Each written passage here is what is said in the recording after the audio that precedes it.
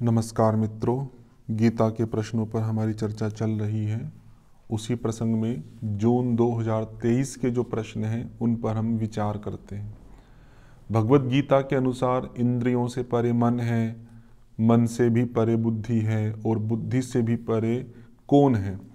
तो ये गीता में आता है, इंद्रियेभ्यो परा ह्यर्थाः अर्थेभ्यश्च परम मनः मनसस्तु परा बुद्धि, ऐसा करके। तो इंद्रियों से परे अर्थ है, पूरा मैं आपको बता देता हूँ, उसका आगे आ जाए। अर्थ से परे आपका मन है, मन से परे आपका बुद्धि है, बुद्धि से परे आपका महान आत्मा है। यहाँ पे आत्मा का अभिप्राय वो आत्मा नहीं, अलग है। उससे परे अव्यक्त है और अव्यक्त से परे आपका पुरुष आता है। तो ये कुछ चीज़ें आपकी कठोपनिषद से भी मैच होती है, कुछ भगवत गीता से भी है। सिंपल कहो तो वही जो इन्होंने लिखा है, इंद्रियां, इंद्रियों से परे मन, मन से परे बुद्धि और बुद्धि से परे आत्मा। या फिर कठोपनिषद आदि को भी आप साथ में देखते हैं तो ये कई चीज़ें आती हैं। इंद्रियां हैं, इंद्रियों से परे अर्थ है, अर्थ से परे मन, मन से परे बुद्धि, फिर बुद्धि से परे महान आत्मा, उससे परे अव्यक्त है, अव्यक्त से परे पुरुष है, और पुरुष के पश्चात कोई भी स्थिति नहीं है, वो अंतिम है, काष्ठ स्थिति है वो। तो ये क्रम भी आप याद रखिएगा। उपनिषद आदि का सब मिक्स करके मैंने आपको बताया, आत्मा वाला ऑप्शन बनेगा इसमें। तो ये आपका मिलान के संदर्भ में है कि 3 नरक के द्वार।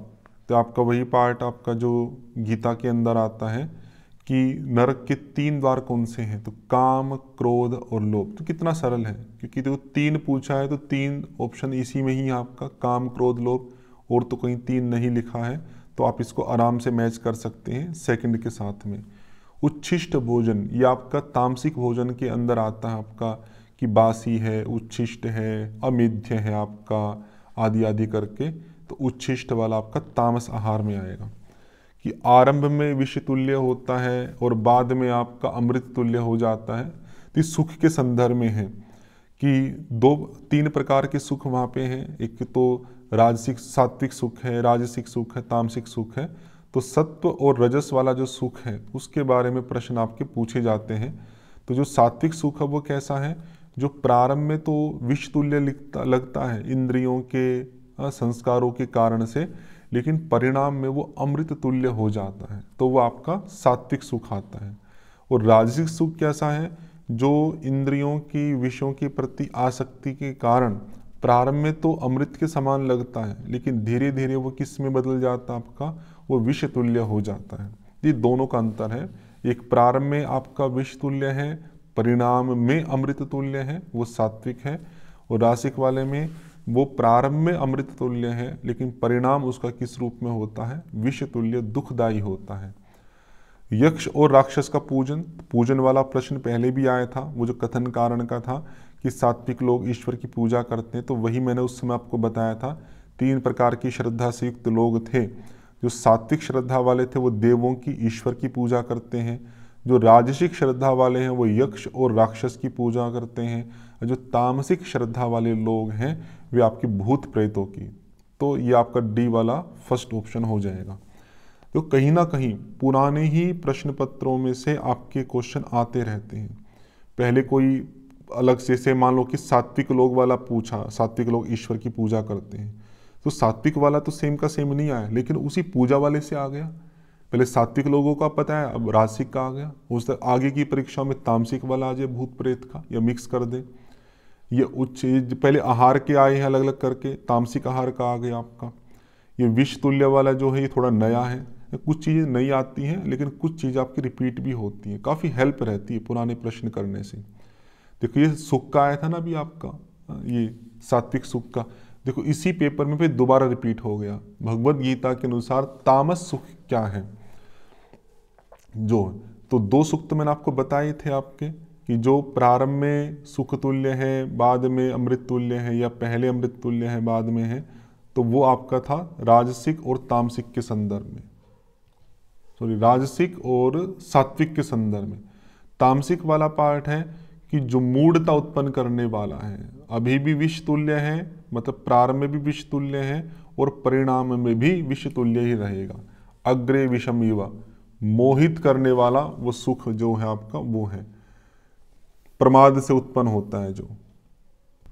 मैं आपको पंक्ति ही दिखा देता हूँ सुख के संदर्भ में, क्योंकि एज इट इज़ पंक्ति को ही कोट करना चाह रहे हैं। भाव वाला पार्ट जो मैंने बताया आपको थोड़ा सा अलग हो गया था, जैसे अग्रे विषमीव मैंने आपको बताया, तो ये पंक्ति उसके साथ में मैच नहीं कर रहे हैं। अग्रे विषमव का पार्ट है आपका वो सात्विक आदि के संदर्भ में, तो जो इसमें डायरेक्ट पंक्ति उसको आप देखिए, जैसे अग्रे विषमीव परिणामे अमृतोपमम, कि जो प्रारंभ में आपका है जो विषकारी है, विष तुल्य है, लेकिन परिणाम में अमृत तुल्य है, ये सुखम सात्विकम, वो सात्विक सुख है आपका। जो आपका राजसिक सुख है ये आपका दिया है कि परिणामे विषमीवा, कि अग्रे अमृतोपमम, कि प्रारंभ में अमृत के समान होता है विषय का इंद्रिय के साथ संयोग होने से, लेकिन परिणाम में विषतुल्य हो जाता है, ये सुख राजसिक है। अभी तामसिक वाला पूछा था अग्रे अनुबंधे च, अनुबंध मतलब परिणाम, ये वर्ड भी याद रखिएगा कि जो प्रारंभ में भी, अग्रे मतलब प्रारंभ में और परिणाम में, दोनों में सुखम मोहनम आत्मनः, जो अपने आत्मा को मोह से कारण सुख उत्पन्न करता है। तो मोह मतलब मूढ़ता, अज्ञानता, वास्तव में सुखकारी नहीं है, लेकिन वो मूढ़ता के कारण से, अज्ञानता के कारण से अपने आप को सुखकारी मानता है, वास्तव में दुखदायी ही होता है। जो निद्रा, आलस्य और प्रमादोत्थम, प्रमाद के कारण उत्थित होता है, उत्पन्न होता है, ऐसे सुख को तामसिक सुख कहा है। तो वो सुख लगता है उसको क्योंकि मूढ़ता के कारण से, वास्तव में वो दुखदायी ही होता है। तो वही शब्द आपको यहाँ पे देखने थे, ये अग्रे विषम वाला नहीं होगा, ये हटा दीजिए। मोहित करने वाला सुख ये हो गया आपका, जो प्रमाद से उत्पन्न होता है। तो आपका बी और डी ये दो ऑप्शन आपके इसके अंदर हो जाएंगे। अगला देखिए, भगवत गीता के अनुसार अधिगम की विधियों में से निम्नलिखित शामिल होते हैं। तो भगवत गीता में किस प्रकार से ज्ञान प्राप्त करते हैं गुरु से, उस तरह के पार्ट आते हैं। तो गीता के चौथे अध्याय में, ये चौथे अध्याय का 34वां श्लोक है, और ये मुख्यतः आपका जो 9वीं यूनिट है ना टीचिंग वाली, उससे संदर्भित है।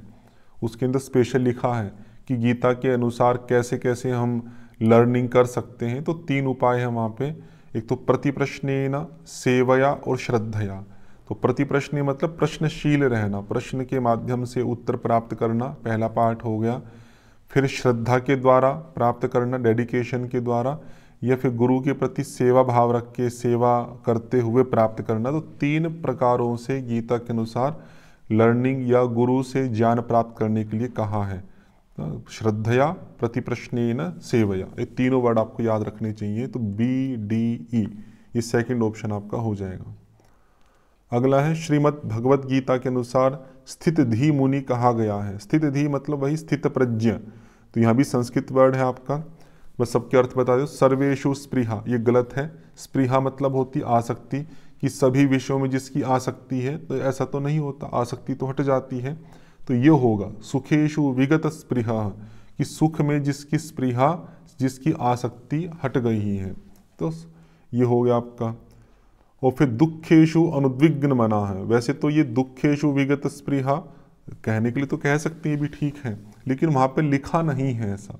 इसका अर्थ होगा कि दुख में भी जिसकी कोई आसक्ति नहीं है। तो आसक्ति सुख के प्रति होती है, दुख के प्रति तो होती नहीं है। इस कारण से इस पंक्ति को हम गलत कर सकते हैं। और दूसरा कारण ये है कि ये पंक्ति वहाँ पर लिखी भी नहीं है। 2 कारणों से हम कर सकते हैं। सुखेशु अनुद्विग्न मनाहा, ये न है आपका, गलत लिखा हुआ है। तो ये भी नहीं लिखी है कि सुख में जिसका मन उद्विग्न नहीं होता, ये नहीं। दुखेशु अनुद्विग्न मना, कि दुख प्राप्त करने पर जिसके मन में कोई भी उद्वेग, परेशानी, चंचलता, प्रभाव उत्पन्न नहीं होता है, वो है स्थित धी। तो वहाँ पे 2 पार्ट, सुखेशु विगत स्पृहा, सुख में जिसकी स्पृहा, आसक्ति हट गई है, और दुख में जिसका मन कभी भी उद्विग्न नहीं होता, परेशान नहीं होता, ऐसे व्यक्ति को हम स्थित धी कहेंगे। तो थोड़ा सा क्लोज ऑप्शन इन्होंने बनाए थे एज इट इज। ये तो आपको संस्कृत अच्छे से आती हो तो आप कर सकते हैं, या पंक्तियाँ आपको ध्यान हो कि वहाँ पे क्या लिखी तो आप कर सकते हैं। तो बी आपका सही है इसके अंदर, और ई सही है।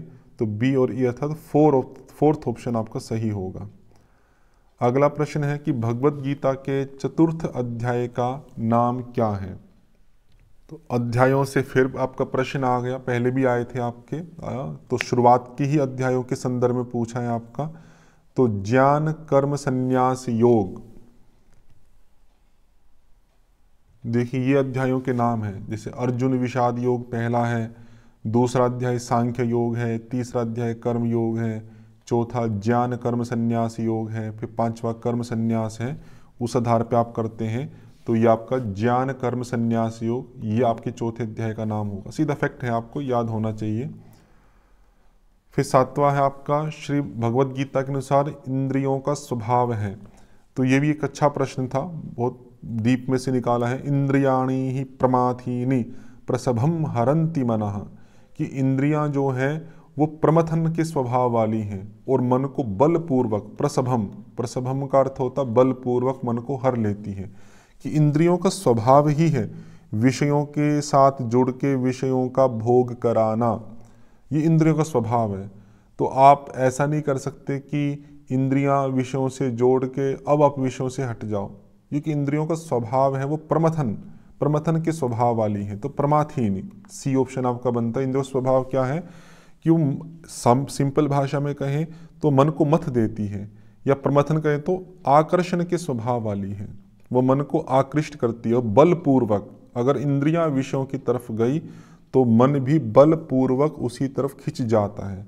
इसलिए कहा जाता, वैदिक संस्कृति में पहले की जो शिक्षा पद्धति आदि भी होती थी, कि जब तक निर्माण काल है तब तक कम से कम पूरा प्रयास करके जो छात्र हैं, छात्राएं हैं, उनको विषयों से दूर रखा जाए। क्योंकि यदि इंद्रियां विषयों की तरफ गई तो वो बल को भी बलपूर्वक खींच लेती है, क्योंकि इंद्रियों का स्वभाव है प्रमथन करना, वो मथ देती सब कुछ, या वो बलपूर्वक को खींच लेती है। तो सी, ये कठिन प्रश्न था आपका, प्रमथन का स्वभाव वाला, याद रखें, बहुत अच्छा प्रकरण है आपका ये। तो ये गीता के सारे प्रश्न पूरे हो गए हैं।